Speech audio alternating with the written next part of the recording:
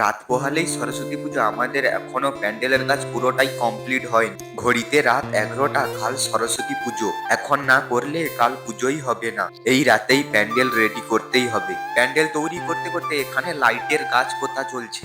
এখন আমরা সবাই মিলে সব ধারে কাজে লেগে পড়েছি, কারণ রাত পোহালেই যে সরস্বতী পুজো, তাই জন্য আজকে রাতের মধ্যে সব কাজগুলো কমপ্লিট করতেই হবে। গাছগুলো 5টা গাছ আছে, এই 5টা গাছ পোতা কমপ্লিট করা হয়ে গেছে। এখন আমাদের তাড়াতাড়ি করে বাঁশ বেঁধে প্যান্ডেলের শেপ বানানোর কাজ চলছে, কিন্তু চোখ থাকে ঘড়ির দিকে। এরপরে আমরা যেই লাইট গুলো পুঁতেছিলাম, লাইটের গাছগুলো, তার সঙ্গে লাইটের চেন গুলো সব পেয়েছিলাম, সেই সব লাইট গুলো এখন জ্বালা কমপ্লিট হয়ে গেছে আমাদের। আর এই সব লাইট গুলো জেলে কেমন লাগছে তোমরা একটু প্লিজ কমেন্টে জানাবে। তাতে কাজ হলেও মনটা ভরে যায়, কারণ এইসব পুজোর দিনগুলো তো একদিন আধে হয়, তাই জন্য মনটা পুরো ভরে যায়। প্রচুর ইন্টারেস্টিং লাগে কাজ করতে। বন্ধুরা সবাই মিলে এই কাজগুলো সব কমপ্লিট করেছি।